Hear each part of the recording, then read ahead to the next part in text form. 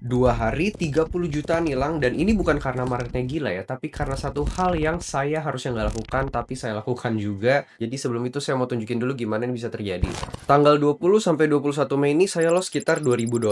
Ini real saya tunjukin karena sebagian besar channel trading di Indonesia itu cuma nunjukin profit aja. Dan itu ngasih ekspektasi yang salah ke kalian. Tapi inilah yang kalian nggak tahu, karena 5 hari berikutnya saya berhasil profit recover kerugian itu bahkan ditambah profit $1.000.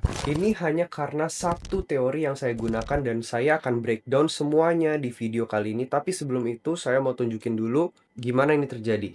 Hari pertama ini saya ada entry sell, ini kena SL plus dan di sini psikologi saya agak kena ya. Makanya di situ saya ada entry lagi nih ya, cukup berdekatan waktunya dan ini tanpa analisa yang dalam karena saya juga ikut betul ini tuh waktu itu saya lagi ikut event paddle networking sebenarnya. Secara situasi dan kondisi ya namanya lagi main paddle terus tiba-tiba kita entry ya ini kurang kondusif untuk kita trading, tapi di sini saya malah melakukan entry. Ini kesalahan fatal menurut saya dan saya sadar itu salah banget, dan di hari keduanya saya ada entry lagi. Ini entry pertama saya di hari kedua, saya melakukan sell tapi kelihatan saya memang kurang yakin sama setup saya sendiri gitu. Karena di sini saya ini jujur melakukan cut loss. Jadi di sini saya sebenarnya punya setup adalah ketika ini break, saya mau sell dan take profit saya sebenarnya ada di bawah di sekitar 150 pips ya. Dan SL-nya waktu itu saya ingat betul juga SL-nya tuh di atas ini, sekitar 150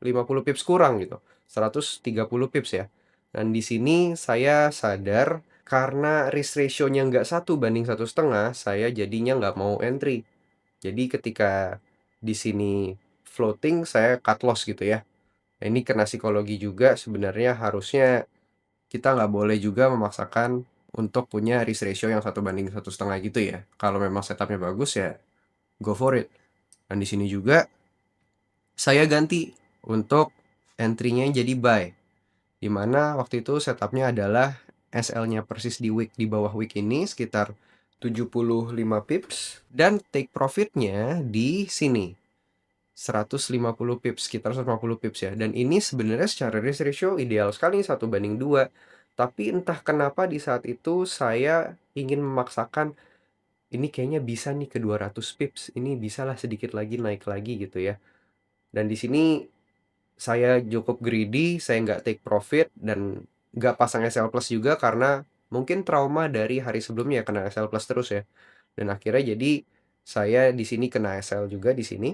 Lalu berikutnya ada kesalahan analisa, ini di sore harinya ya. Saya melakukan entry sell, ini di bawah, ini salah banget, saya salah analisa ya. Dan untungnya saya bisa meminimalisir kerugian itu ya, meminimalisirnya dengan cara re-entry di atas. Ini jadi setidaknya sedikitnya itu ketutup ya kerugiannya. Di sini ini entryan terakhir saya di hari kedua itu, ini ada sell limit di area supply-nya dan memang secara SL-nya itu cukup dekat ya.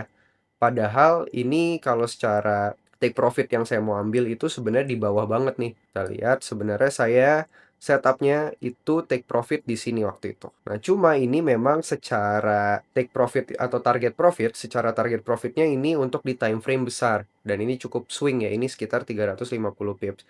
Namun, stop loss yang saya letakkan itu terlalu dekat karena saya menggunakan time frame kecil di sini gitu. Padahal kalau di time frame besar, memang stop loss-nya harusnya di atas lagi. Namun saat itu karena saya memang memiliki plan untuk tidak merisikokan sebesar itu ya secara modal ya. Saya memiliki plan untuk hanya merisikokan 1% per trade, jadinya saya meletakkan stop loss di situ gitu. Dan memang ada beberapa kesalahan yang saya lakukan sebelumnya di mana saya melebihi rules 1% per trade itu. Di mana saya ada loss nih ya sekitar $745 gitu. Perlu kita ingat bahwa kita trading gold itu based on momentum dan sentimen. Marketnya buka 24 jam, 5 hari dalam seminggu.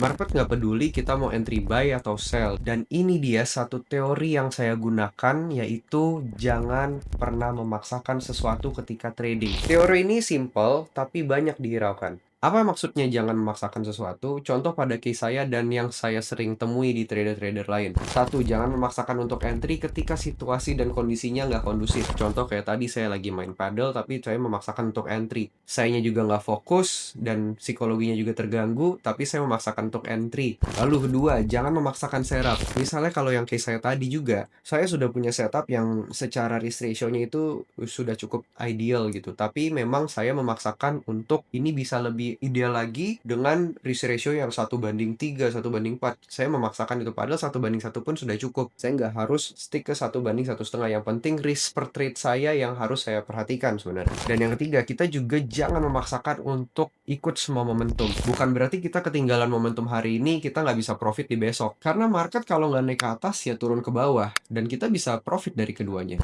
Dengan mengingat kembali teori ini, saya bukan hanya berhasil menutup kerugian saya tadi, tapi juga berhasil nambahin profit saya lagi. Teori ini memang bukan sebuah teori yang bisa diajarin ya, tapi teori ini bisa dijadikan pedoman untuk kita sebagai trader agar menjadi profitable. Kalian bisa belajar metode apapun, tapi kalau kalian belum punya teori ini, belum menjadikan teori ini sebagai pedoman kalian, saya yakin kalian tidak akan bisa berhasil. Namun, ketika kalian sudah menjadikan teori ini menjadi pedoman, metode apapun itu pasti akan berhasil.